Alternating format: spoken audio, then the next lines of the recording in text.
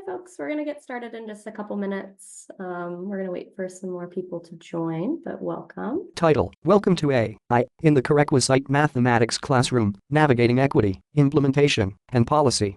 The session will begin shortly.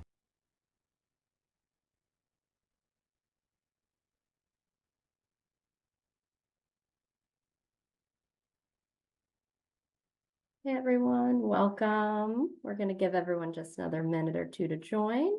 As you're logging on, feel free to say hello in the chat, maybe share where you're joining us from today. It's great to see so many folks joining. A video call shows a welcome screen for a presentation.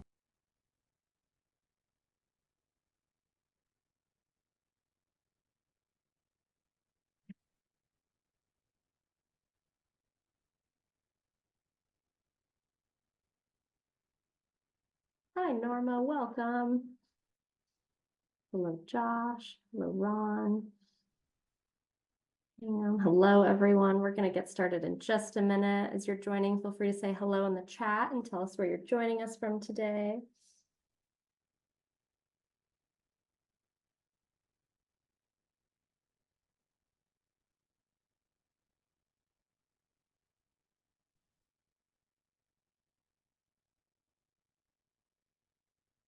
All right. Well, folks are going to still continue to join, but so feel free to, continue saying hello in the chat, but we're going to get started just in the interest of time. Hello, everyone. Welcome. Thank you for joining AI in the Corequisite Mathematics Classroom, Navigating Equity, Implementation, and Policy. We're thrilled to have you with us today. My name is Julie Adams, and I serve as the site strategist for Strong Start to Finish. Strong Start to Finish is a national initiative that supports student success by scaling reforms in developmental education across higher education systems and institution intermediaries. This session is part of our developmental education reform learning community and is the second session of a special two-part series hosted in partnership with Every Learner Everywhere, a national network of organizations that advocate for equitable outcomes in U.S. higher education through advances in digital learning. Today's session will focus on the real-world application of AI in Corequisite mathematics classrooms.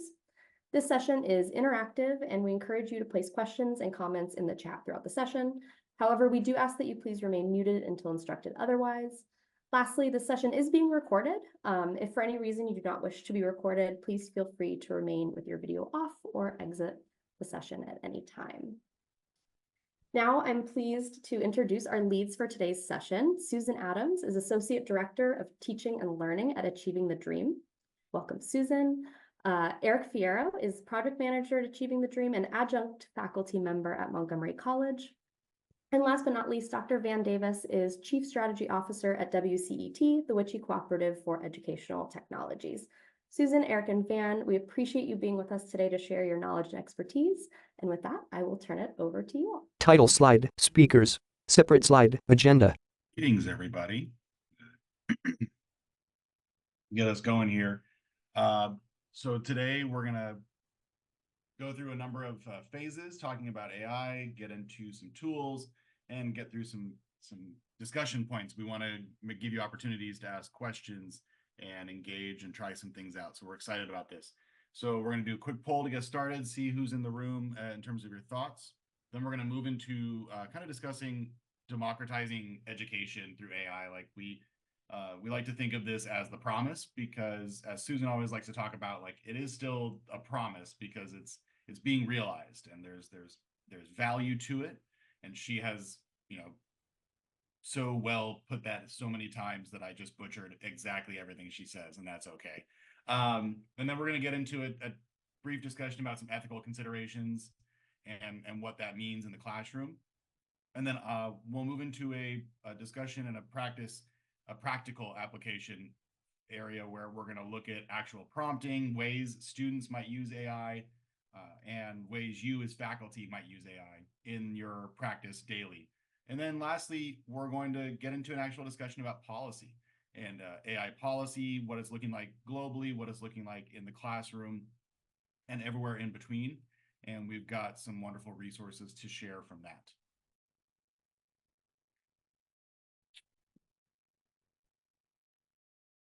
So what I'd like to invite you to do is you're going to put in here pullev.com/efiero White screen. 412. And you're going to respond to the question, what are your biggest concerns about AI in the classroom?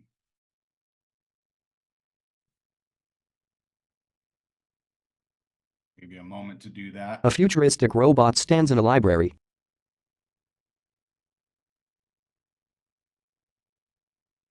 So again, you can respond to this by going to pullev.com/.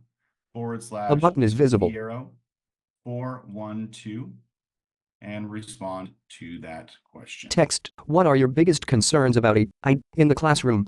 An AI head with glowing eyes is in a library.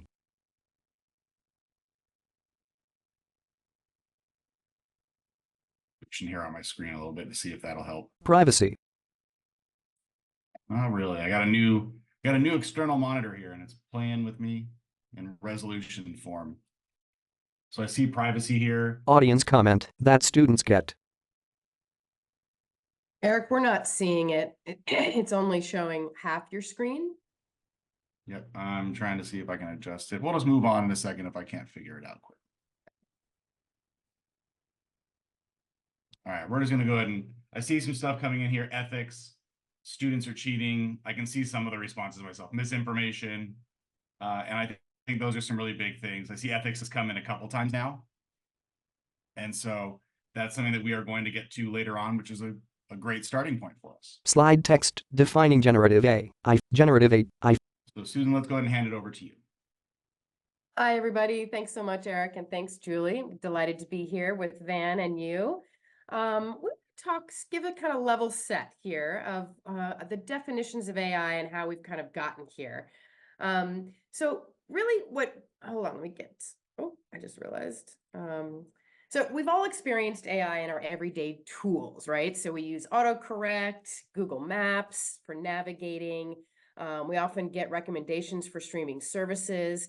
You know, all of that is a predictive, right? And it's run through an algorithm, and we've had that for many years. So what's changed? Well, there was a groundbreaking paper titled "Attention is All You Need" that came out in 2017 that revolutionized AI's approach to language. So it introduced a new method of creating AI systems, particularly adept at understanding human language. So this method involved processes known as transformers and attention mechanisms. So the result has emerged these large language models, or you've sometimes seen the word LLMs. So these are ChatGPTs, Geminis, and others that we'll share with you today. So these models represent a significant leap in AI's capabilities, not just in language, but also in art, video, and other creative tasks. So collectively, they form generative AI. So that's different from what we've experienced before. And so these iterations that are happening are focusing on creating new content. And so the principle behind them is they're predictive, but they predict what words come next in a sentence. So through extensive training process involving billions of documents and significant computational power, these models have learned to understand language at a much deeper level, and it's actually becoming relational when we interact with them. So they uncover connections between words, and they use knowledge to predict subsequent words, and kind of like an advanced version of autocomplete, but with a relational piece to it. So the evolution of these models has been rapid and remarkable, as we're all experiencing. Diagram shows levels. And these models now perform exceptionally well, even on tests, and they're outperforming humans. They have seen that ChatGPT-4 scored in the 99th percentile in the verbal GRE exam and 85th percentile in law exams. So it's really going to beg all of us, it's going to require all of us to really rethink what is assessment and what is learning. And we'll get to that. Slide title, tools. Listed, Chat, GPT, Gemini, Perplexity, Pi.ai. So there's Perplexity, which is one tool that I've been using a lot for the academic research. A lot of academics like it because it gives an interface of citations for articles in a much better way than ChatGPT does. So that's one that we're promoting only in that it's one that we've seen a lot of academics use. And then, of course, there's ChatGPT and Gemini. And some of you may have discovered Pi.ai, and this is more of a coach. It's sort of your personal AI that's more of a coach and almost a therapist. And it's been really interesting to test that one out and see how that interfaces with my life, more in kind of a personal way, and also for emotional intelligence, which I've really been fascinated by. And it was started by Mustafa Suleiman, who is now the CEO in Microsoft's AI department. But he wrote the book, The Coming Wave, which really gives kind of a historical progression of how AI has come into our world. Text Magic School Socrat.ai. And just kind of briefly here, I wanted to highlight a few education-specific AI tools that have been developed, and these are just 3 examples of it. There are many others that are coming out of the woodworks any day.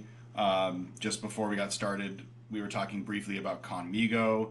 There's a bunch of new education-specific tools that are coming out. These ones are ones that are kind of more broad education-specific tools. They provide AI tools to support identifying opportunities for relevancy to students.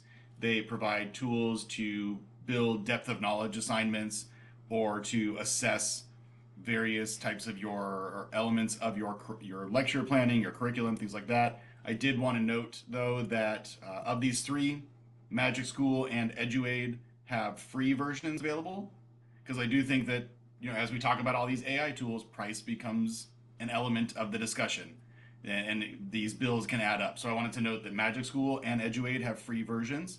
And I think in both instances, it basically just limits how many prompts you can do per day, similar to some other AI tools. Socrat.ai has a free trial, but beyond that, it requires paid versions anyways. And to be perfectly frank, for all of you math faculty, I don't think Socrat.ai is a super helpful tool, because it's mostly based around kind of like the Socratic method of thinking and interacting with a conversational bot. And I don't know how much you're going to be using that tool, but maybe you have a great way to do it. Maybe you do. I don't know. But I wanted to share those 3 tools briefly. So when we think about AI democratizing education, it's crucial to underscore that generative AI serves as a tool. So it grants us the autonomy to shape its application in our daily lives and our educational environments. That's what's really important about it. It's not going to be perfect. It will hallucinate. And we have to be the +1. We have to be the human that gets to interact with it and know that it's a tool that we need to shape and be critical about.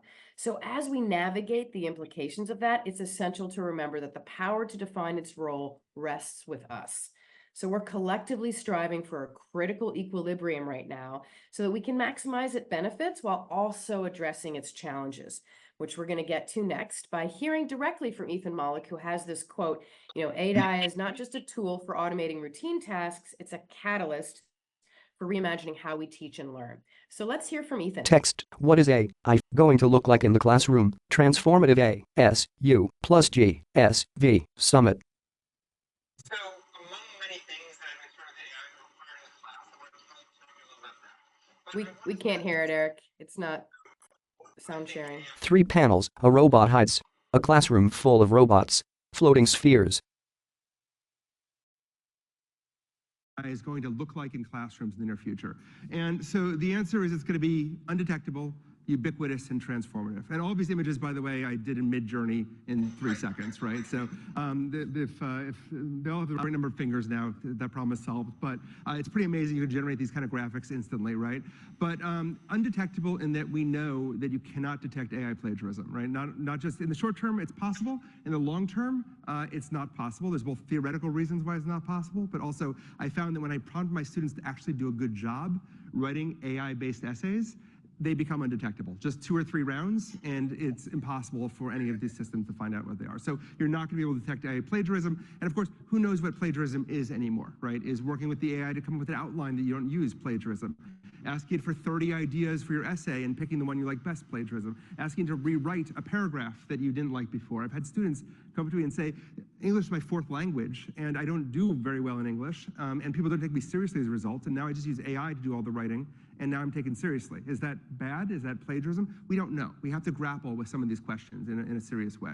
Ubiquitous in that what makes AI so interesting is it's a tool available to over 1 billion people right now. And if you're rich, you have no better access than if you don't have a lot of money, right? The same tool is available everywhere. You can use GPT-4, the latest model, free through Bing. Hint, be in the purple creative mode. That's what uses GPT-4. And you can actually use this system right now to every teacher everywhere, right? So everything that you guys are doing in building ed tech, there's now a universal AI in everybody's hands. It is ubiquitous not just among students, but among teachers. Not everyone's figured that out yet, but they will soon. And it's transformative in that we don't quite know what to do with this, right? I was on the stage yesterday and I was saying the original definition of the singularity, you may have heard of the AI singularity, right? The idea of a singularity is past that point, we can't predict what's gonna happen. And that's where we are right now. If you ask me, and I teach at a business school, what the future of jobs looks like 2 to 3 years out, I don't really know. I know that we're seeing 20 to 80% performance improvements at white collar tasks with AI. 20 to 80%. Steam power was 25%. I don't know what we do with that information, right? I don't know whether people do more work than they did before, whether the nature of jobs changes. I can't give you an answer to that, but we don't know what's going to happen. A lot is going to happen in the near future. And it's transformative to education, too. I think that we have a real advantage here on the education side for those who are educators that I think we're going to be fine. I think that what we just saw from the amazing speech by Sal Khan is that there are tools that will make education better and more effective. We'll figure out, there'll still be a need for classrooms. At least in the medium term, we're fine. We'll figure this stuff out. But 9 video clips are on screen. So Ethan's bringing some somewhat provocative ideas here, and basically saying that we're going to be fine. And I don't want that to land as something that we're necessarily saying here. But we're here to help, and we're here to be your thought partner. And we really want to orient, especially to the math curriculum, of how are students going to end up using ChatGPT to enhance their learning in a math class. So we're going to get to asking you all that question in a moment. But we want to also speak to some of our questions and concerns. And one of the things that I've been thinking about is how can we explore the margins of what I like to call AI assisted learning? So kind of shifting the mindset from plagiarism to how can we actually enhance learning, and how can it be assisted by this powerful tool that's now in the hands of our students? What might the margins be for the assignments that I'm going to be giving my students in my class so that they can use it to have more empowerment in their learning, but also be held accountable for not just being seduced by it, giving them the answer? And that's where we get to redesign our assignments and think deeply about how we can do that in an effective way at the course design level. And we're going to hear from a faculty member who was surprised by AI, and hear her story and how she responded to the dawn of it showing up in her classroom. Text, exploring the margins of AI assisted learning. Actually, well, let's do we'll go back to that slide, Eric, after we do our video. Thanks. In my classroom, one of my students did an essay, turned it in, and then even before it was graded, approached me to say, hey, so I used artificial intelligence to write my essay. Was I cheating? And I, at the time, didn't even know what he meant by artificial intelligence. I was that green about the whole topic. I just didn't know. And I asked him, and he told me, he explained to me how it worked and what he did and how much he had done. And then he just genuinely wanted to know, did I cheat? He was really wanting to have that conversation. So I opened it up to the whole class and we talked about it. They also didn't know what it was. They did come to the conclusion in just that kind of first discussion that he was cheating, but they also thought he was amazing because he had this, he was on the top of the curve in terms of knowing what was going on and what was coming, and he certainly was. So the following semester, I just knew that this was good. Nancy speaks, smiles and laughs in front of artwork. Shouldn't be the end, right? In my this, he was on the top of the curve in terms of knowing what was going on and what was coming, and he certainly was. So the following semester, I just knew that this was going to be a thing. So I started looking into it, and then once they had opened up ChatGPT to the general public as a testing, bot to sort of get some feedback, I jumped on and started looking into it and took off from there.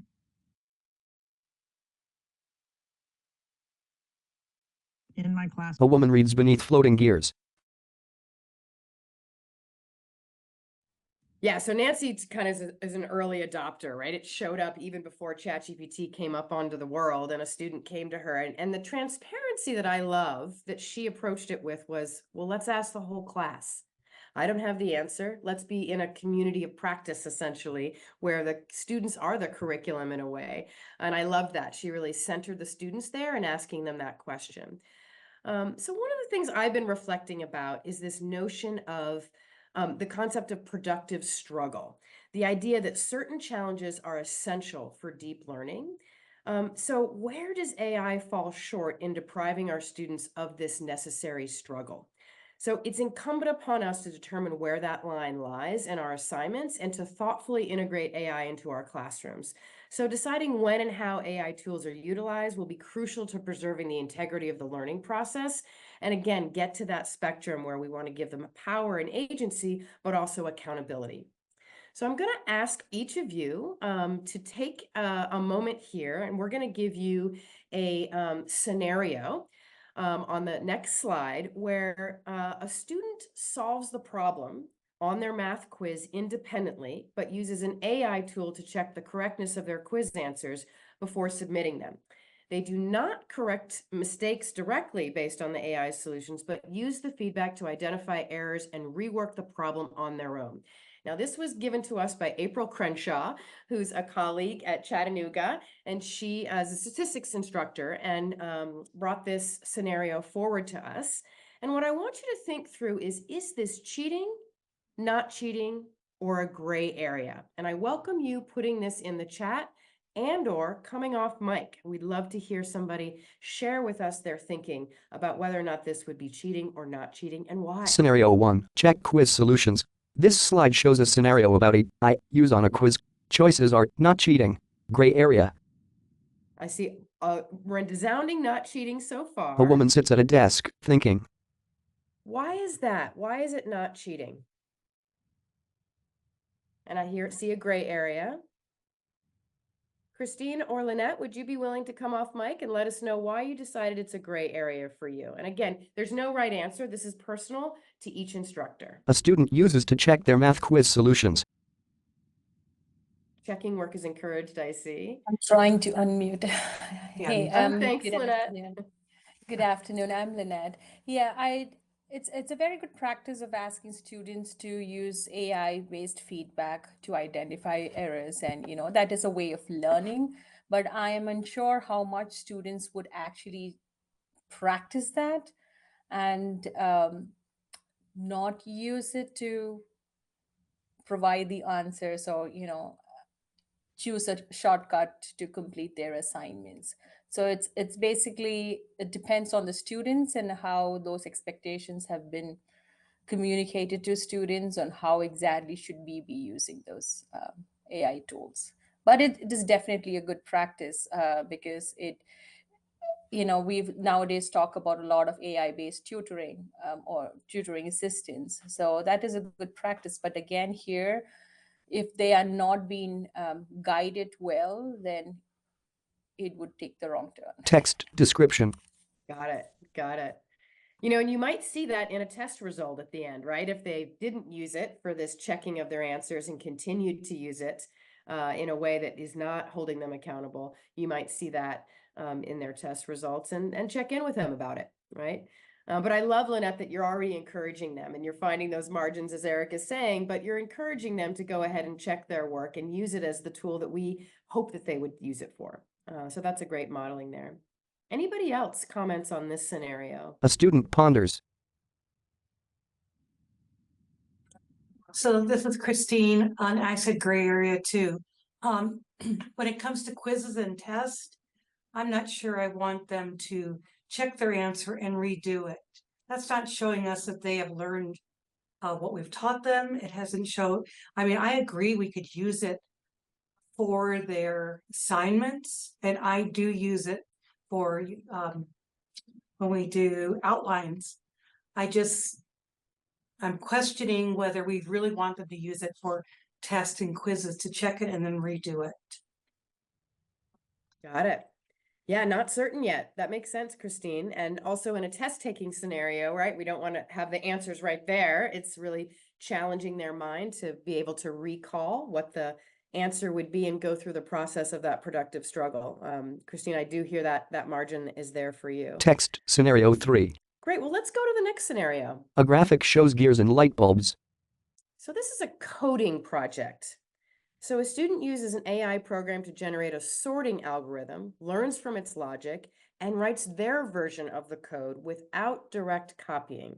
Would this be cheating, not cheating, or a gray area? The graphic changes to one of a woman working.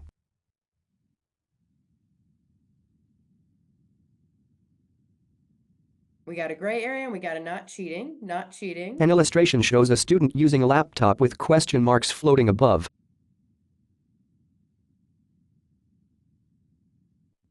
Any coding instructors in the house that teach coding specifically, and if they would be willing to share their answer? Hello, I'm Milena Cuellar. Can you hear me? Yes. Hi, Milena. I teach stats with R.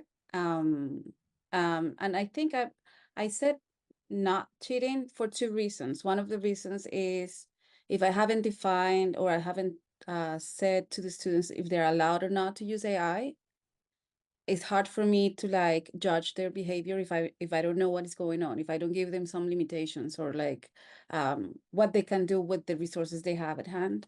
But I think the main reason for not cheating is that again, they're using that to empower them in the learning process and to realize what really, they can do with someone who is human, but they don't have it, access to when they're at home. So that really provides support for them. And it's a question of equity. So I think it's good. If someone cannot access tutors, they can access AI and see if they can do better. There's a video call visible. Wonderful, Milena. Couldn't have said it better myself. That's great. Yeah, especially with the co-requisite model, right? We're going to have students that are in this space where they're uplifting themselves and catching up in some respects, and having, some in tandem support. And here we've got a 24/7 tutor. But the key is, and I think you're really saying and speaking to this, is that we've got to teach them how to actually do that, right? So this is where we're going to need some AI units in our class. We're going to need some coaching and some instructions in our syllabi that really speak to how do you leverage it, again, to be that tutor, and in this case, to be in a step-by-step process. And it's going to be things like, I invite you to use AI here, here, and here, but not here. And this is what that can look like in modeling it. So I'm happy to hear that championing there. Anybody else for this scenario? Illustration of a coding project. I wonder if Brad would be okay coming off and speaking to what he put in the chat. Sure, I was just pointing out that for an assignment like this, I struggle sometimes, and I see it in my math classes a lot, where I don't see it as cheating per se, but it still might be worthwhile having a conversation with the student about the importance of developing the thought process on their own rather than jumping to the technology first. So even though the student is doing all the work on their own, I think part of the idea is coming through with that algorithm of what it should look like, what is the basic thought process to get there. The coding itself isn't as important sometimes as figuring out how do I talk to the computer to get it to that point. And we see the same thing in mathematics, that it's not so much about going through the steps as knowing what steps to do and why you should be doing them. So I think it's a little bit of a gray area, but a good time to have a conversation with the student to say, hey, you can use this as a crutch every now and then, but at some point you also got to sort of get to the point where you go through those steps for the learning. Oh, I love that, Brad. And that's where your margin is, right? Like, you really have experience. You are an expert. You've watched many students go through this productive struggle, and you see where that margin is that you want to make sure they actually experience. And then being transparent about that by saying what you just said, and I would even do that to the whole class, right? Like, really speak to, this is how the learning is going to actually integrate, and where, it's going to come for you, is going to go a long way for them feeling like you're a partner to their learning, right? And not just that sort of sage on the stage that many of us have moved away from, but can be traditionally known in the classroom. So thank you for that, Brad. Anybody else before we move on to the next scenario? Text scenario 4, lab report writing. Cheating, not cheating, gray area. All right, let's go to the next slide. This is another one from April. No, actually, maybe not. I'm so glad you're here, April. You're welcome to weigh in with comments if you would like. This is a lab report writing assignment where a student uses AI to structure a lab report. So there's some narrative in here and draft sections based on their data. It revises the AI's output and adds their experimental data and procedure. So this is almost like an outline for an essay. Is this cheating, not cheating, or a gray area? A graphic shows a student at a desk with gears above their head. Give you a moment to think about that. The graphic illustrates a student writing a lab report.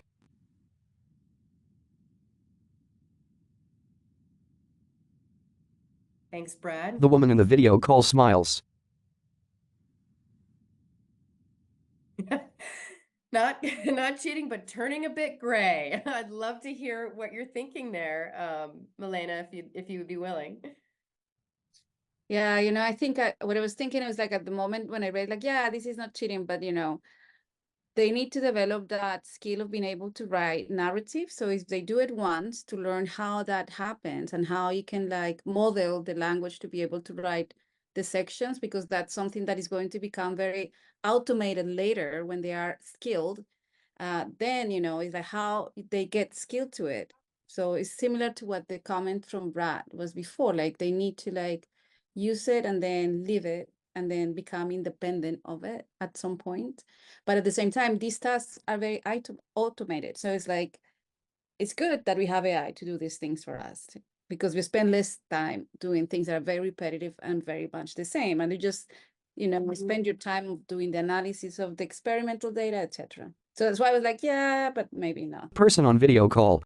What I also hear you pointing to, Milena, there is, what is the learning outcome for the assignment? Is it to know how to write an outline? Or is it to be able to analyze data? Right? Like, what is it that they're actually learning? And then that's can also inform the margins too for the assignment. And in declaring to students, please, not please, but do not use it for X, Y, or Z, but use it for H. So I love that comment. Anybody else?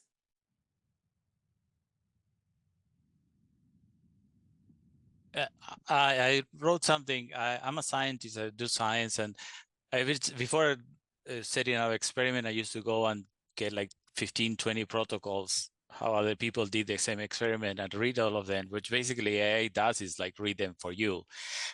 I think as long as it shows that there are multiplicity and AI doesn't try to summarize it for you, because that's when you lose, I think, the diversity, and you see how many protocols they use that. That's when you develop your judgment, as Milena said. But you look, basically, you go and look in the internet, million protocols for a Western blot, a PCR. And then if the lab report is to analyze the data that you obtain and discuss this data, how is it reference to the references or what you expected or you don't expect, AI doesn't do that. AI cannot think. AI it's not a thinker. I mean, AI is kind of like a faker. I mean, it's like I want to analyze, I don't know, effect of genomics, alcohol in the brain. The AI doesn't understand what I'm talking about. So AI it has a limited level. So if it's a higher, the rational sophistication level of contrasting data with other data, and it's your own unique data, AI may not be able to capture that.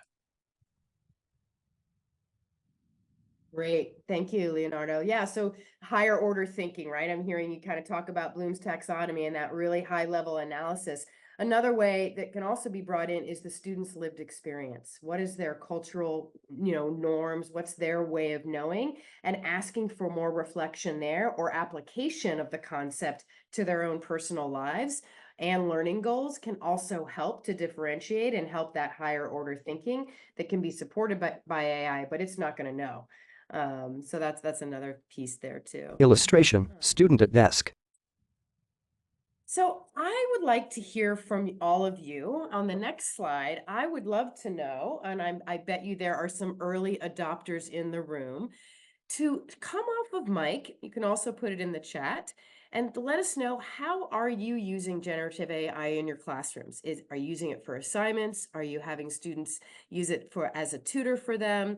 What are some ways that you in your teaching practice are using AI, if at all? And some of you may not be at all, but we'd love to hear. I know there's expertise in the room.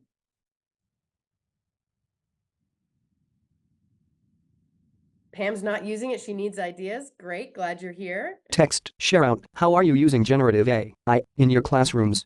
Many people sit around a table.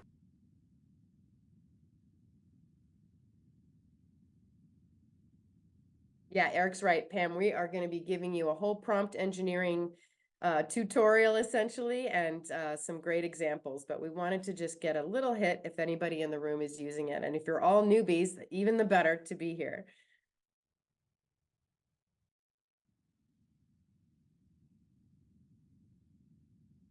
Study guides. Thanks, April. Awesome. Yeah, we've seen a lot of instructors tell their students to upload course materials to ChatGPT and Gemini and say, please make me a study guide, or share a study guide around or create a study guide around a particular topic.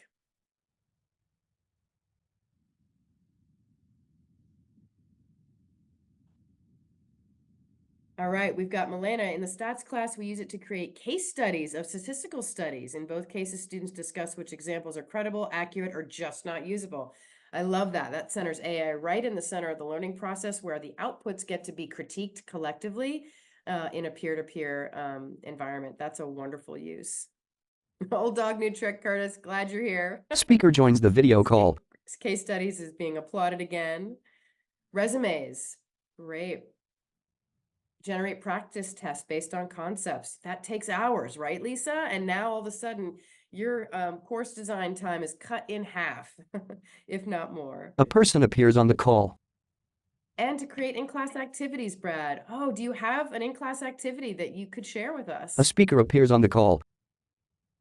I've got a few that I've done for statistics that got students thinking about confidence intervals. There was a little candy experiment that we put candies into a jar, and it wrote all the steps for the students, and it's, you know, kind of laid it out of what they should do at the beginning, how to set it up, and just made it stepwise, and it was really easy to do in class, and I executed it and it went well.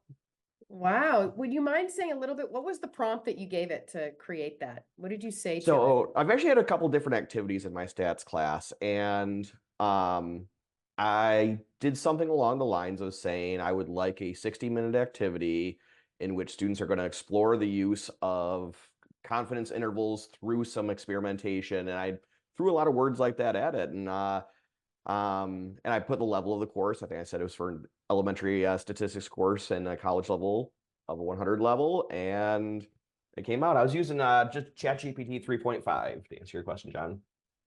Great. You used the free one. It came out with quite a good answer. Yep. Nice. Well, I love that you gave it context, you gave it audience, and you gave it specific parameters of 16 minutes, right? So we're going to talk about some of those elements, and the more specific you are, the better output you're going to get. So great example, Brad. Thank you. All right, Eric, I think we're moving on. So I think we've all talked about it already, which is wonderful. But we're thinking a lot about levels of adjustment. And actually, Ethan Mollick, who we already showed the video of, is well worth Googling and watching some of his other videos. He has a series of how to teach with AI that went viral a year ago. That's a great tool for you to kind of spark your thinking. And one of the things that he speaks to is that we can expect more from our students. I think Milena said this a couple of times, where, you know, let's have them not do things that are declarative that they can just get from ChatGPT. Let's have them go even further. And he gives a wonderful example of his entrepreneurial class, where students in a 7-week condensed course previously could only write a business proposal. Now he says, let ChatGPT write your business proposal, iterate on it, and then spend the 7 weeks prototyping it, building it out, creating personas. And they all made these awesome board games at the end of the class. And they were able to do that in 7 weeks. So we can expect more from students. We can also engage in better pedagogy. We've done a lot of equity-based pedagogies at Achieving the Dream, and doing a lot of professional development training around culturally responsive pedagogies, which require you to really know your students and be able to create personalized learning paths. Now, this is something they can do, but also ChatGPT can help you at the course design level to really scale some of the more complex pedagogies we know works well, like active learning. And Brad did it. Brad put in a prompt to say, I had 16 minutes. I wanted to be active. Here's what I would like, students to do in more of a application type of way, and I need ideas. That would have taken so much longer previous to AI. So better pedagogy, and then also adapting our assessment methods. Now, this is where I'm still looking for ideas, and we're trying to capture as many cases as possible of how you're now going to shift how you can assess students. And I think we're doing a lot of process and project-based learning, which is another great pedagogy, but our assessments get to really look at process now and be transparent. And there's other strategies that we are going to need to employ in order to assess our students. So those are the 3 levels of adjustment that are going to help in your thinking and also inspire you to do even better teaching and learning in your classrooms. Title, Student Voices. It is here to stay. So here we're going to show a video from a student. I think, Eric, we're going to stop it right before he gets to his example when she asked the second question. But we thought it's important to bring students' voices into the room. This is one of Nancy's students that she interviewed to say, what do you want faculty to know about AI?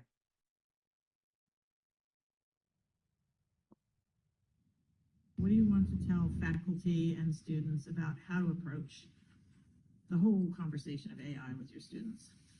I think that the conversation of AI really has to be approached with an open mind, because whether you like it or not, it's here to stay, most likely. It's not going to go anywhere, and people are going to use it because it's new technology and it's helpful, which is the main thing that I think faculty should see, that it's not doing all the work.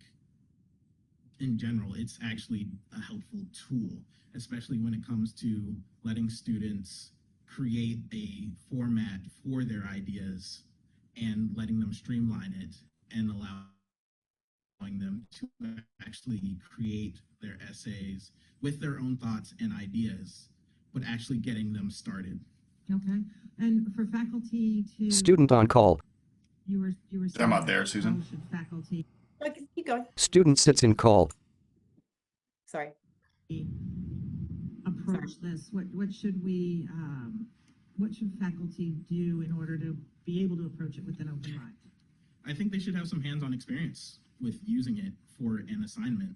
I know you used it for your class to help you come up with ideas for it, and that kind of helped you get acquainted with it and kind of see the trials and tribulations. That some of the ideas were really bad. Yeah, exactly. And that it's not just, please write this essay for me, and it poops out an essay. Right. And it's that easy. Right. Because it's not. You were saying... A student appears in the video. All right, so he's really making the point of let's play with this. And I love that students really are excited about it, that we're seeing from the most part. And the advice is to simply use it and play with it and see how it works in your context, critique it, maybe even try to break it. And also that he himself has been able to utilize it and learn well with it, because it's actually raised his curiosity and his motivation to use it as a tool for learning for himself. And she has said to us more than once that, and you'll hear from her a little bit later too, about how much her students are actually using it to enhance their learning. And they're easily holding themselves accountable for not cheating. Title, Corequisite Courses and AI, the promise. And I would just add that towards the end of that video, just noting, he shares that in actuality, he found that writing with AI was harder than writing himself, because he was frustrated by the tone and the language of the output. It wasn't his personality, which is a common thing we're hearing from folks. So we're going to kind of move forward now into thinking about how this can provide support for students and how we can use it as faculty. So in co-rec courses, we're looking to provide extra support for students, and we're looking to enhance the student success beyond maybe just like the basic level. So we're thinking about, how is AI providing this extra support? How can it? And what also is the availability of these extra supports? So some examples that our colleague Paula Talley, who's in the room right now, shared earlier is that, first of all, if you are teaching an OER course, AI is a very helpful tool because of ways that you can embed it, the ability to integrate AI outputs, because technically they're not licensed, so they are still open licensed. And there's just other elements that connect in there closely with OER. A big part that I like to point out here, because I'm not going to read all 5 of these bullets to you, but is the 4th bullet. Students feel safer talking to a bot because they don't know it. There's not a teacher's face in front of them. So they can ask a question and feel safe asking that question for feedback, maybe, that maybe if they were talking to you, they wouldn't feel safe asking. Because we all do our best as faculty members to build a rapport with our students where they will comfortably come to us, but that doesn't always work. And so I think that one of the biggest things to me is this ability for a student to interact with that chatbot. And I will say, chatbots are not infallible. They make mistakes with math problems. They give incorrect answers. They, Leonardo talked about like the data analysis. It is very deficient with data analysis sometimes, but this ability for students to interact with it in that way and feel maybe safer from their home to be able to interact with it is very helpful. Text AI as tutor. So we can think about AI. Oh, go for it, Susan. I just want to make sure that the OER was spoken to a little bit, Eric, only in that open educational resources are such a wonderful way to bring students' voice and also to make your material even more relevant.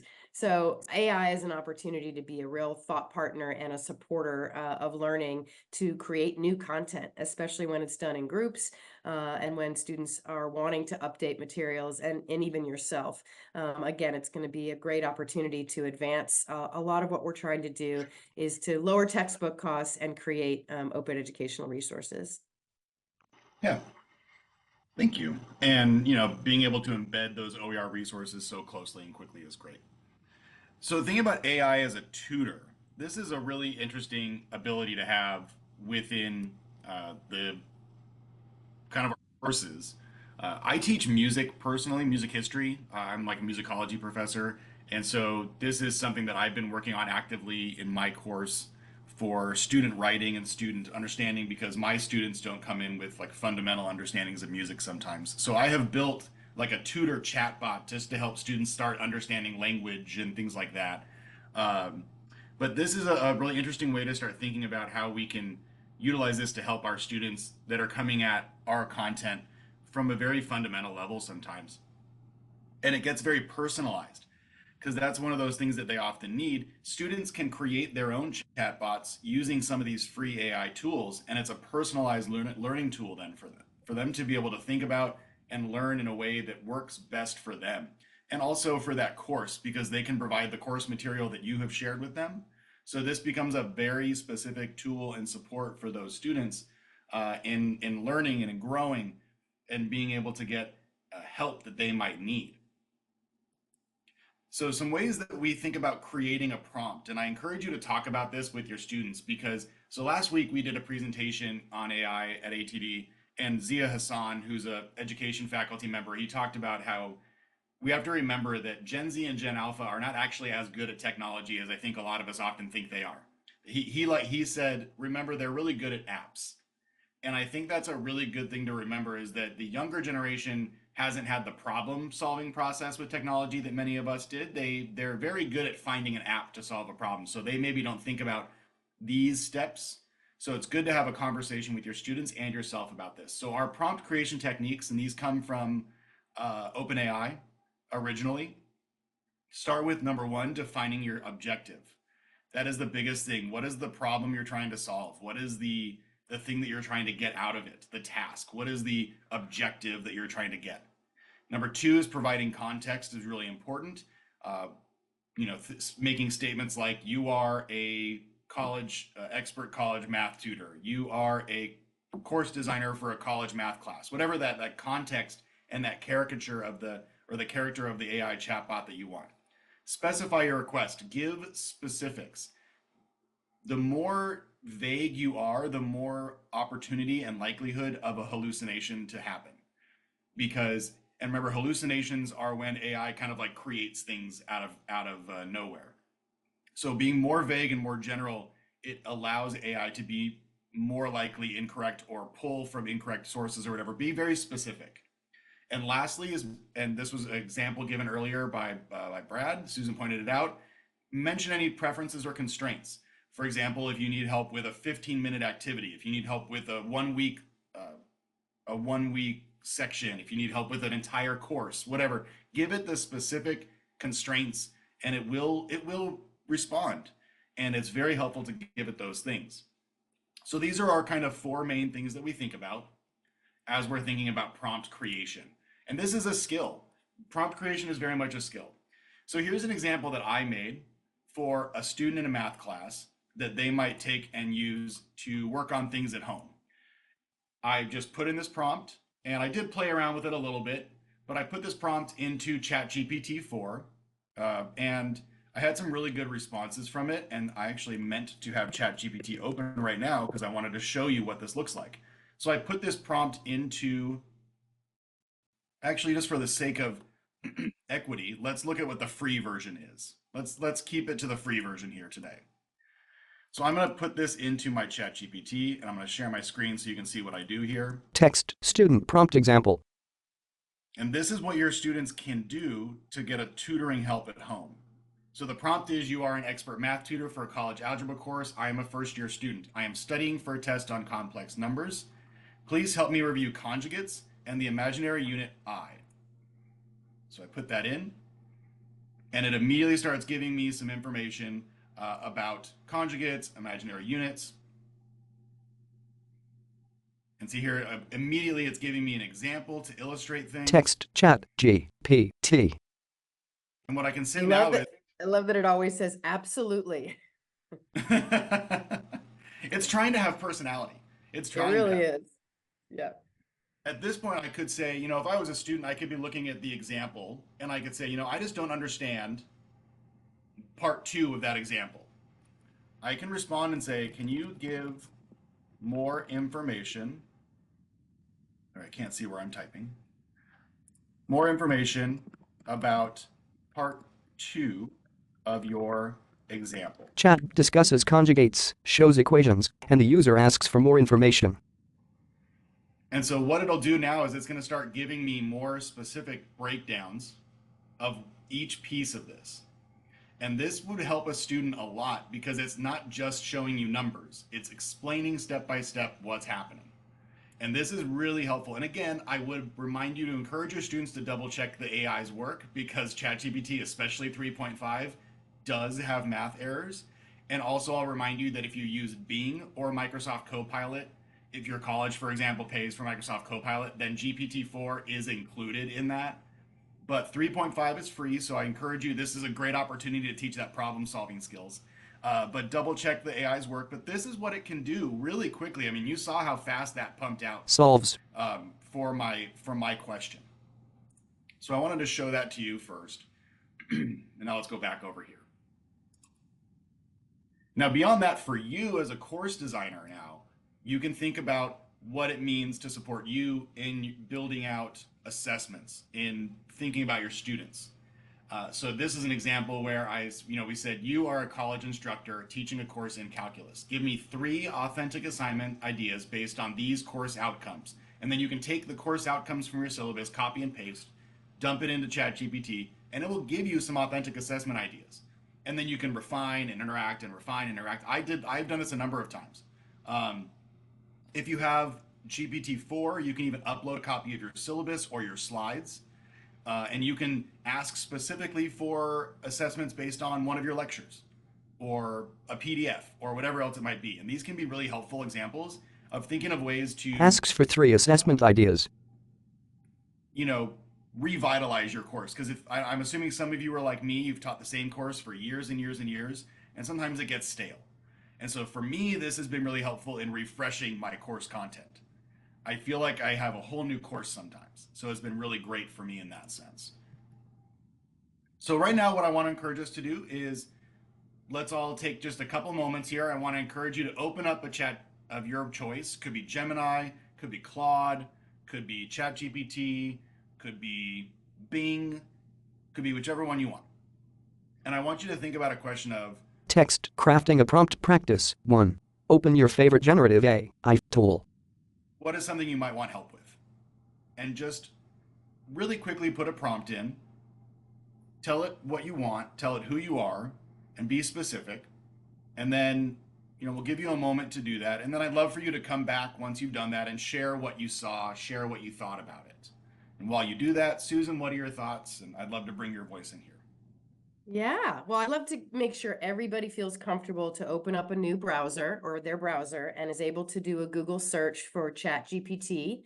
And you can do it without, I believe, an account at this point, or Gemini. And we want to give a good couple of minutes of quiet for you to be able to play with it and then come back and share. But raise your hand or place in the chat if you need support on finding a generative AI tool. But we'll assume everybody's going to go play for a few minutes here, but we're here if you have questions. A slide describes.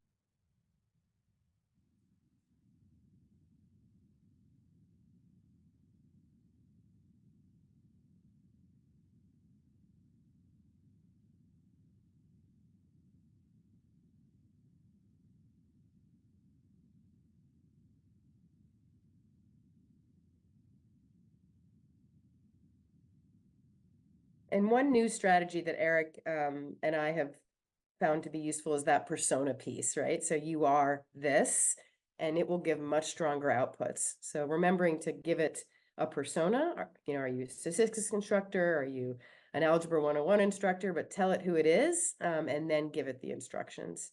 And it'll match to that level. A woman is visible in the corner of the screen on a video call. Thanks, April. Standalone Copilot is free. Great to know. A woman and then a man appear.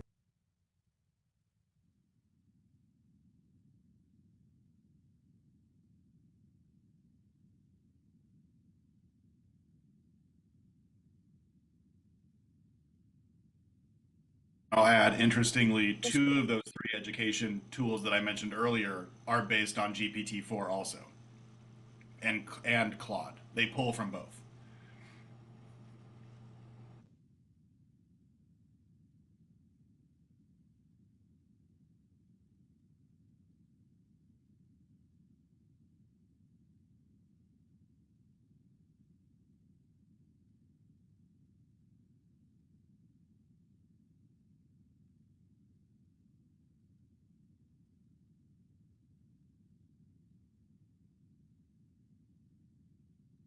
Okay, let's bring everybody back. Eric. Slide lists steps. All right, so I just would love if anyone would come off mute. We have enough time for one of you to share off mute if you want, or feel free to share in the chat. How was this for you? Did you feel like you got what you expected? Did you feel like it was not what you expected? Just any thoughts that you have right off the bat.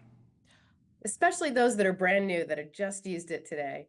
Okay, For the first time. I asked it, I told it that I was a first year college student and that I wanted to be able to explain functions to a kindergartner. In video call. Wow, what output did you get? In video call. It said to start off with a real life example like eating breakfast. In video call. And then introduce the idea of inputs and outputs, like you're pushing a car, and the input is the car, the output is that it's going. Or use a ball, it moves forward when you throw it.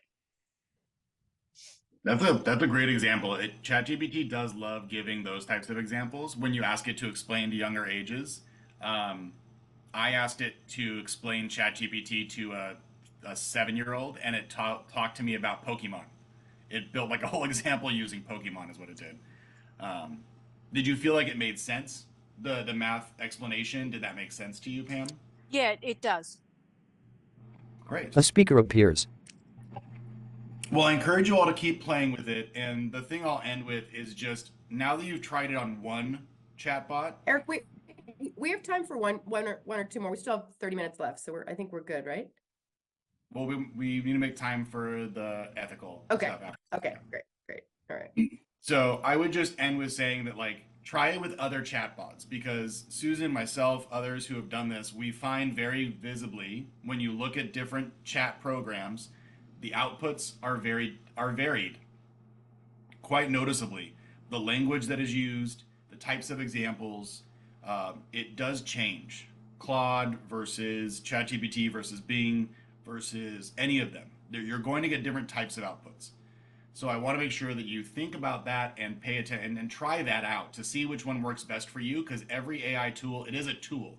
Think of all these AI tools as bits in your toolbox. They have purposes.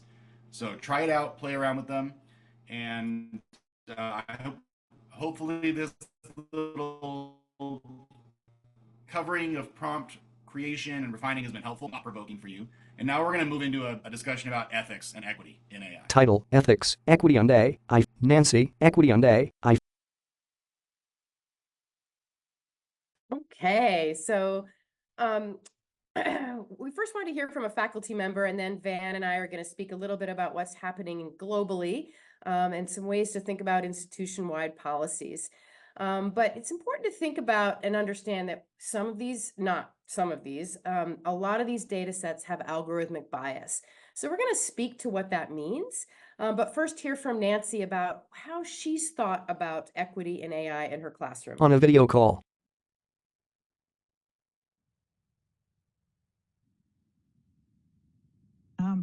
But I had students, many students, I had neurodivergent students, I had students from all over the world in my classroom doing this, and I heard that, you know, it's difficult to learn through the veil of language, you know, to sort out the language before you can get into the learning. So speakers of other languages use chat. They used it to try to decipher what the words mean, what the instructions mean, and sort of translate it for them, and then they know, and then they dig in, and then they could do it. So I had a student who was pretty deep on the spectrum of autism, and she was very clear about the fact that she A person talks.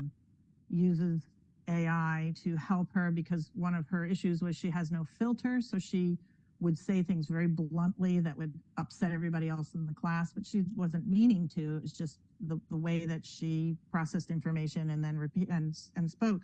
So she used chat to say, how can I say this in a more socially acceptable way? And chat would give her a nicer way to say it, and she would respond like that. It worked beautifully. Nancy touches her face. I had a student from Iran who was telling me that he and his whole study group come together and they use it to sort of figure out, you know, how to, again, the language barrier, the differences, and not to cheat. None of them to cheat. You know, I think faculty is often afraid that they're going to cheat, you know, but there's always somebody who's going to cheat, right? We can't play to them. We have to play to the students who are there to learn, which I think are certainly the majority of students. So in terms of ethics, there's a couple different ideas, right? You know, there's the ethics of balancing the playing field for students who are neurodivergent or don't speak English as a primary language and are in the same Nancy on video. classroom as people who do. So that there's an ethics to that as well. Nancy in video. So yeah, I'm a fan. We do need to be careful with it. We do need to learn about it before we start using it. And I think it's important for our students to learn what it is and how it works before they use it. That's our job. Text, algorithmic bias in education. Well said by Nancy, and appreciating that she says at the end, we need to know how it works and we need to know about it in order to use it ethically and use it well. And so one of the pieces that we want to teach you or have you be thinking about both at the institution-wide level and at your classroom level is that it does have algorithmic bias. We all are biased as humans.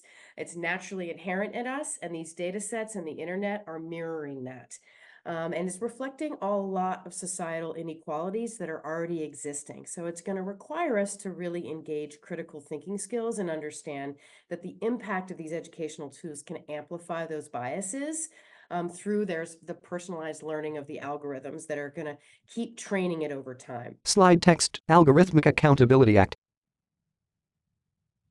Next slide. So one of the things that we're happy to speak to, actually, I go to that transparency slide. I realize they're flipped. Is to have awareness, which I'm telling you now, and engagement. So it's possible, and we encourage to do hands-on demonstrations, data analysis exercises, and really help students recognize that they're going to be affected groups that can be marginalized because of these data sets that are going to have bias. And I think that's an important conversation to have overall, especially as this tool is coming into our classrooms. So being transparent about that and naming what that is going to really help your students and help the classroom to build trust. And going back to that other slide, Eric, there is an Algorithmic Bias Accountability Act that's coming on the floor of the Senate by Senator Ron Wyden. I have not heard the update yet, but this is called the Algorithmic Accountability Act. And this is really going to be speaking to the impact of automated decision-making for employers. And that's been a real problem even before some of the generative AI. So we just wanted to signal to you that at the national level, there are conversations going on and there's legislations that's being discussed right now in our government. And now I'll pass it over to Van. Slide text, data privacy. Thanks, Susan. So one of the things that we think is really critical at both the classroom level and the institutional level is to have conversations with your students, with your colleagues, with other staff on campus about what is the ethical and the responsible use of artificial intelligence, that really should ground a lot of the decisions that we're making, and that we need to be making those decisions collectively as a community. There are a few different ethical Column 1, governance. criteria that you can use as to start those conversations. One that's really good, actually, if you could go back, please, Eric. One that's really good is the White House AI Bill of Rights. This came out last fall. And there are sort of 5 pieces to it. And these are 5 issues that it doesn't matter if it's the classroom level, it doesn't matter if it's at the institutional level, that each of these issues needs to be discussed, and you need to have a conversation around what that's going to mean for your institution and what that's going to mean for you. The first is that AI systems should be safe and effective. One of the things that oftentimes happens, as Susan has mentioned, is that we see algorithmic bias in these that comes out. It comes out Logo WCPT. Because of the training data that's used to train these Slide White House AI. AIs, but also just because of who creates them. There's going to always be bias in what we do. And so the first criteria is that there should be safe and effective systems, that these systems should do no harm, first and foremost, just like in medicine. The AI should do no harm. The second is to be aware of those algorithmic biases and to make sure that it doesn't discriminate against any group of students. The third has to do with privacy. And particularly data privacy. One of the things that can happen if you read the fine print on some of these AI GPTs is that what you input into it will become part of the training data. And so you really need to be aware. It's wonderful to be able to help build scenarios. It's wonderful, as Susan and Eric have talked about, in terms of prompting, to prompt with hypotheticals. But you want to be very mindful of inputting your own intellectual property, as well as inputting the intellectual property of your students, and making sure that there's no personally identifiable information that's ever put into a GPT, because we don't want that going out into the wild. The fourth is notice and explanation, and that really has to do with transparency. And we've talked a little bit about that today, but it's that importance of being transparent with your students, the way that you're using it. It's important for your institution to be transparent with the way that it's being used, that the institutional administrators are using it and staff are using it, so that there can be an informed discussion around, here's why we're using AI in this way, here's the benefits of doing it, here's what we're doing to mitigate risks. So that transparency, that notice and explanation, that ability to explain how you're using it, why you're using it, and when you're using it is really critical. And it will help create an atmosphere of transparency in the classroom as well, an atmosphere that everyone is involved in making these decisions and involved in the educational process. And then finally, the White House AI Bill of Rights talks about human alternatives, considerations, and fallbacks. And this is this concept that it's really critical. A man speaks in a small window. If you're going to, it's really critical that if AI is ever going to be used to make a decision, that there's a human that is taking a look at that decision.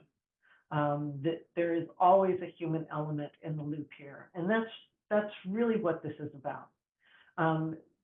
AI is not a solution in and of itself. It's a tool. And so there's always that need for that human element to be checking it, to be making sure that it's being used in a way that's responsible, to make sure that it's, Governance, operations, pedagogy.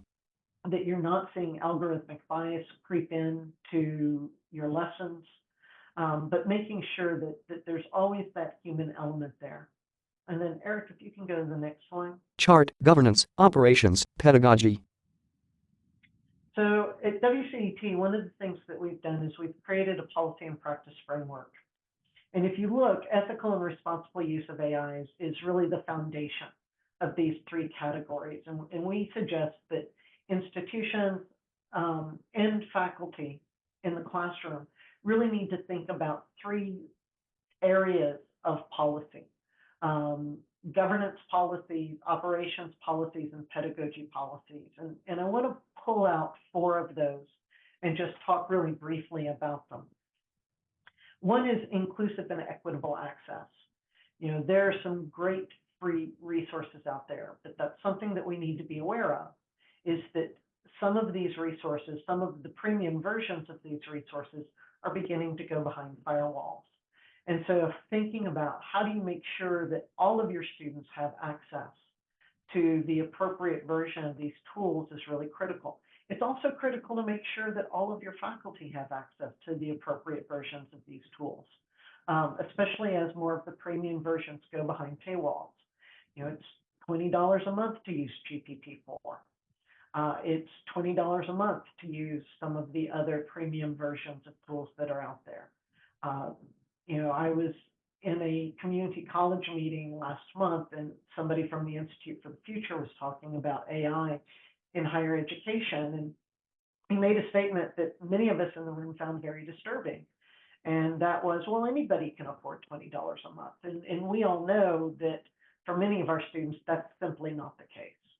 And so thinking about what is inclusive and equitable access to AI going to look like in your classroom and on your campus. Thinking about academic integrity. And perhaps AI is going to force us to think about academic integrity a little bit differently. Because I think it is forcing us to really consider what is it that our assessments are assessing? What is it that we want our students to know, but also just as importantly, what do we want our students to be able to do? It's that knowledge, ability, and skills. And for so long, many of our assessments have focused on knowledge and perhaps not as much on ability and skills. And so academic integrity in defining that for your students. Changing assessment practices. Susan's talked and Eric have talked a little bit about this as in terms of how important it is to, again, sort of begin to think about authentic assessments. What is it that we can do to make sure that our students have the ability to leverage knowledge, that ability and skills piece and not just the knowledge piece?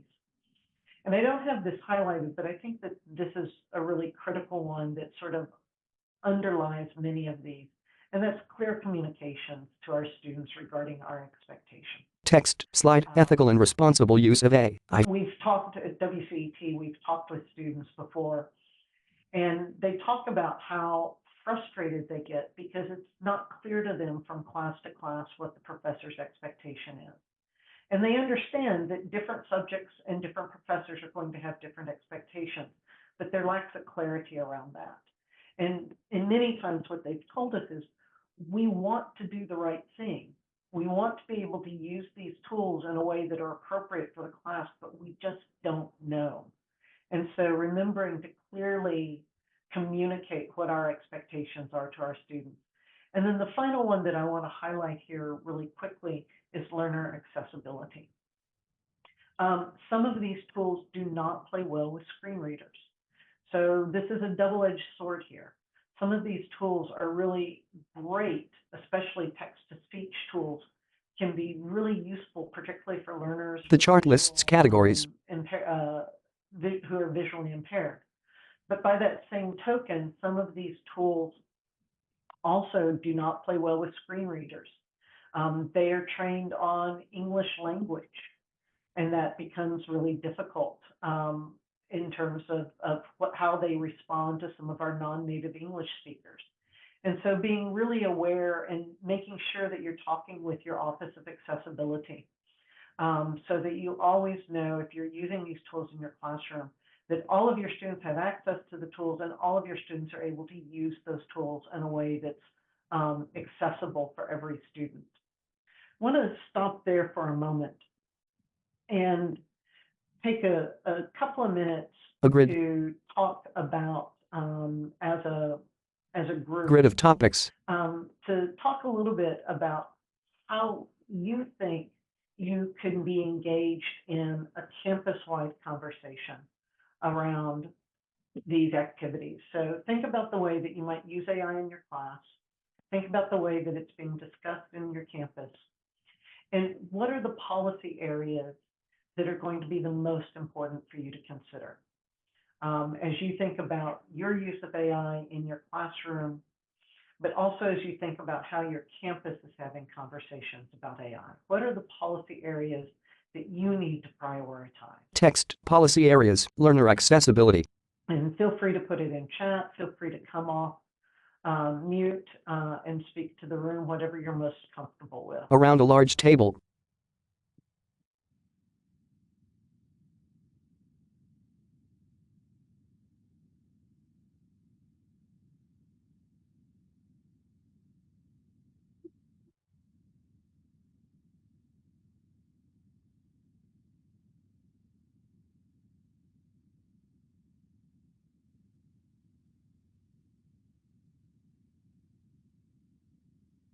You all could be thinking about in your classroom the data sets you're looking at and how you could be thinking about in your level.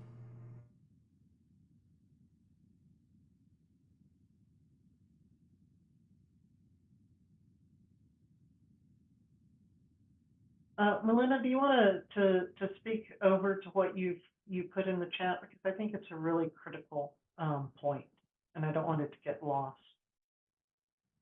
Hi. Yeah, I was just thinking about it, and it's inspired by what I think is Michigan University, or University of Michigan in Dearborn, that they have already developed a policy where they're not accepting any kind of People at a table. Academic integrity case if they're using any kind of like People at a AI table. tool to detect work, because they want to kind of like think of the students of not they're using it to cheat, but they're using it as a resource. They're using it because they want to learn. And he's kind of like trying to change that discourse of thinking that the students that use it for bad reasons and not because it's actually, as in the video that was shown at the beginning, is because is anybody can have access to this. And probably this is the best, like the only example in history where a technology advance is actually accessible for everybody, right? Usually advances in science and technology, they get the people who do not have high socioeconomical levels after years and years.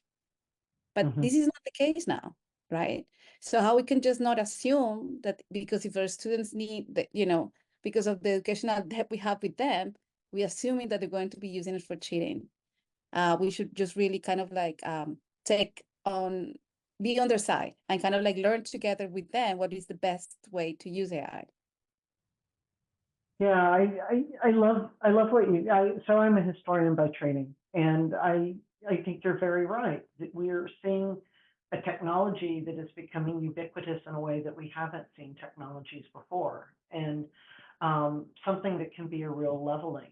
and something that can really empower learners in ways that we've not seen technologies empower learners before. And it makes us, or it's going to, I think, force us, if we haven't already begun, to think about what is academic integrity in a very different way. And perhaps from an asset, a student asset way, rather than just assuming that that the student is trying to cheat. So it really does force a rethinking of academic integrity. An illustration shows people at a table with laptops and screens. Other thoughts about the policy areas that may be the most important for you to address? Illustration of people using laptops.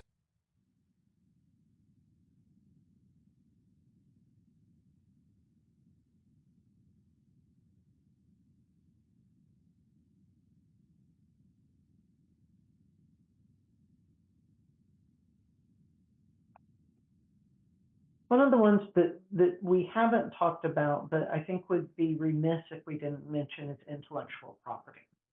One of the challenges right now with these tools is that the United States Copyright Office actually hasn't made decisions yet about how do you copyright or not copyright the output of AI. But also remember, for many of these GPT models, what you put in becomes part of their training set. And so being careful to think about not just data privacy, but being careful to think about your own intellectual property. And making sure that you don't put anything out there into the world that you don't want into the world to become part of that training set.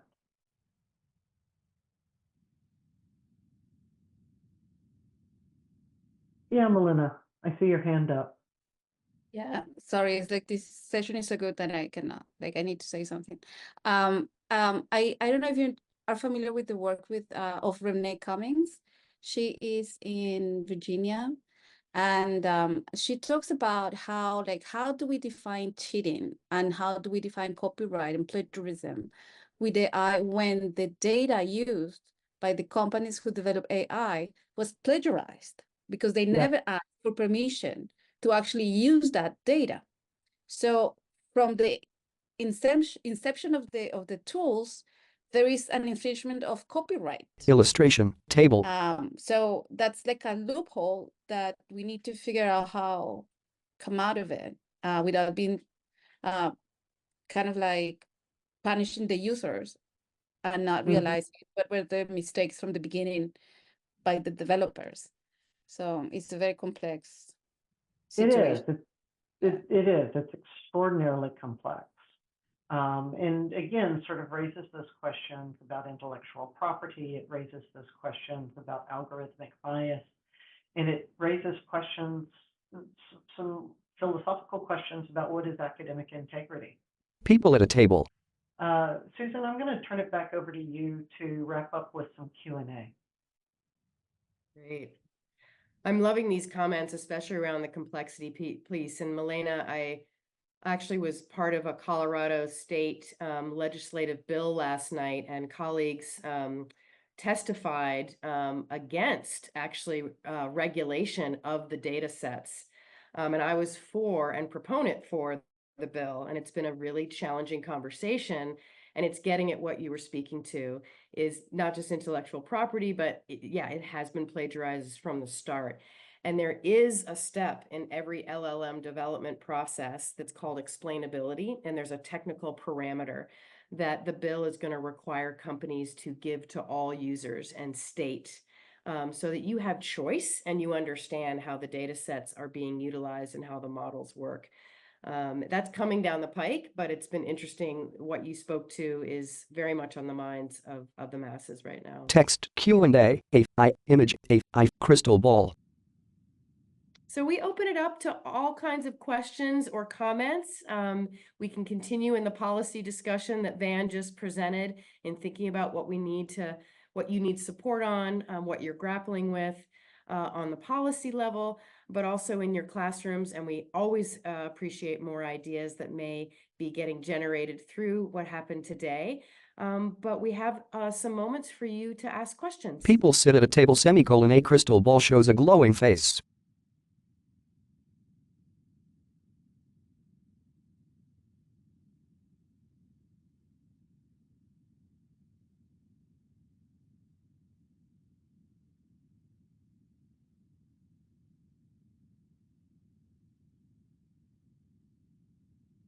I have a question. I was just waiting for people to talk. Yes, thank you. So I put it in the chat earlier about how to create chatbots to be tutors in some courses like the Corequisite. Because in community colleges like mine, like the first service that goes down when there are budget crises are tutors, right? And then you have a full body of students who need support, and they might be working, they might not be able to go to the reduced hours of the tutoring center, and to leave that responsibility for them to use the AI tools to do it, I think is too much because they can just be misled. So I wish there was more support institutionally or like funding and things like that, so we can create those chatbot tutors for certain courses and then have them available for them, and then kind of like equalize the ground for for those students who need the support. Yeah. I'm very much predicting, Milena, that the enterprise versions are going to be coming sooner than later, but they are costly. And so that's where I'm already hearing in your voice that, we need the funds to be able to build an enterprise version that's specific to our campuses so students really get that personalized support, and the data sets are safe, right? That they are our own. And we can point to those that we know have integrity to them and protect our intellectual property. That's the promise, right? So we started this all out with saying there's a promise here. We're not there yet. And what do we need to do within the transitionary period of that? And I'm very much hoping, and I know Van is too, that in our where we sit at WCET, Achieving the Dream, and with Julie at Strong Start to Finish, that we want to be advocates for getting those funds to you and being able to provide those enterprise versions that are going to be critical to enhancing your efforts. Community equity policy practice with participants.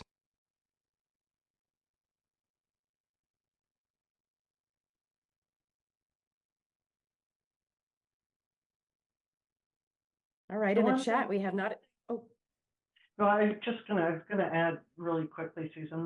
The one thing that I would add to what Susan said is that increasingly it takes less and less technical skills to be able to create these bots, and that we may be able to leverage our students to help us do that, because our students in many cases may have the technical expertise. And in one case down at the University of Texas at San Antonio, they actually have a program where they're pairing a student with a faculty member, because the student has the technical expertise in terms of how to create the bot.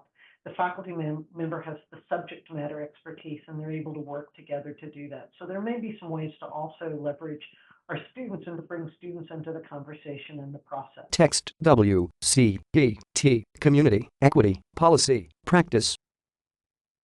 Wonderful. And I love Jack's comment, having this be a support for students, stressing on how to help the underprepared students. And that's what this whole piece is about for Corequisite, that we can do that as long as we can trust the outputs by teaching students to validate, but by also getting our institutions to clean up the data, right? So there's data stewardship that's really going to help with that as well. But yeah, the power is now here, and it's so ubiquitous, and even we saw 3.5 worked so well for Brad.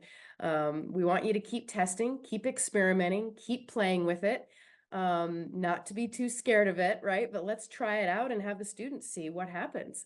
I love the comment from Beth Rudden, who's a colleague of mine, who's actually doing data stewardship in one of by starting an AI company just for that reason.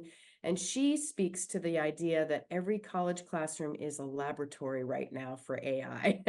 So you have an opportunity to really teach us as well as we can teach you, and we can work together to really solve these issues. So with that, we turn it over to Julie. Thanks, Susan and Van and Eric, and thank you all for your questions, your ideas, your thoughts today, and your examples that you shared. This has been really wonderful. I'm going to take over the screen for just another second, only to say, thank you again for being here. And we value your feedback and would really appreciate it if you could please take just a couple minutes while the experience is fresh to share your thoughts and opinions about today's session. There's going to be a link to the survey in the chat momentarily. And I'll also say that there's going to be additional DevEd Reform Learning Community sessions that will be announced in the coming months. This was part of a wonderful 2-part series, but there will be more to come with Strong Start to Finish. So we hope to see you at those events. You can stay up to date on all Strong Start to Finish events by subscribing to our newsletter. The link to that is also in the chat, or you could sign up via our website. If you do have any questions about the session today or about developmental education reform and co-requisites or anything like that in general, I hope you do reach out to us. We would love to chat. And then lastly, just want to thank you again for joining us today, and we look forward to seeing you at a future event soon. Thanks, everyone. Take care. The final slide says, "Thank you. We look forward to seeing you at a future event."